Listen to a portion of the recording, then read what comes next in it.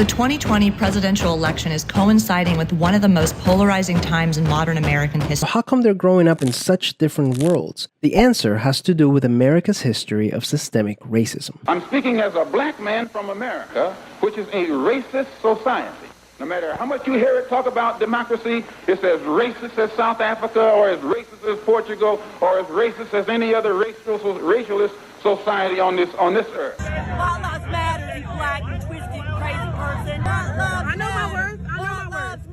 My poor little children will one day live in a nation where they will not be judged by the color of their skin, but by the content of their character. I will teach my grandkids to hate you all. It's not getting worse, it's getting filmed. If you ask most white people, how often do you think about race?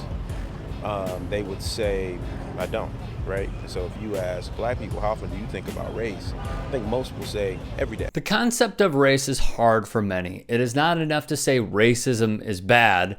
It is on us to correct the wrongs through our country's bigoted past and bigoted minds, from Columbus discovering land to its modern day form. It is also upon us to dispel the sayings, phrases, and mantras of folks who put on a front or just don't know any better. I probably would not be in favor of it. Which leads us to Arthur Blank, owner of the Atlanta Falcons, co-founder of the Home Depot. You know, I think others heard it differently in the room. And this was Blank after late Texans owner Bob McNair said if they allowed protests like Colin Kaepernick's in the NFL, it would be like, quote, inmates running the prison. The National Football League, in a condensed way of putting it, has lagged behind in diversifying their hires of coaching staffs and front offices. At the beginning of the year, there were only 4 minority head coaches in a league that is, give or take, 70% black. The Falcons recently fired head coach Dan Quinn and replaced him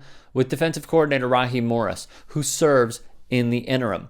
Blank joked that he would hire Morris full-time if he went 11-0. Respected NFL reporter Jim Trotter asked Blank about it, and here was his answer.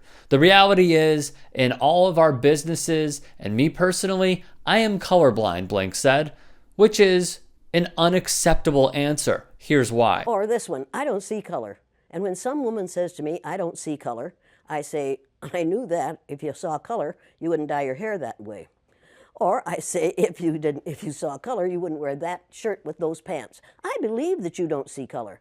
It's an attempt to deny skin color. Colorblind racism, or colorblindness in general, tends to distract our attention and to create ignorance regarding these inequalities.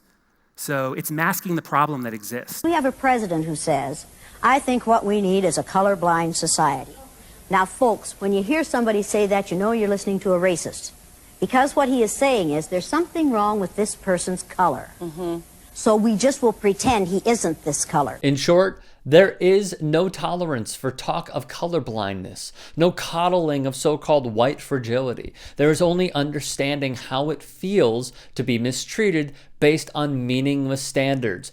You know who else invoked the colorblind argument?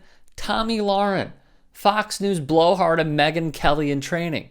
And when she did say this on The Daily Show, host Trevor Noah eloquently responded, so what do you do at a traffic light? You know who else used I am colorblind as a means of deflection? If you can't respect our national anthem, get the hell out of the country. This Trump supporter, former Chicago Bears head coach Mike Ditka. You have to be colorblind in this country. You have to look at a person for what he is and what he stands for and how he produces, not by the color of his skin, said Ditka. What he's doing and what Blank is doing is denying someone who they are. Colorblind statements insist that people do not see race, or if they see it, it has no meaning to them.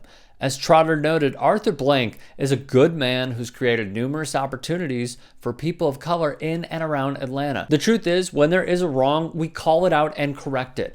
As good as he may be, as Kobe said, job's not finished.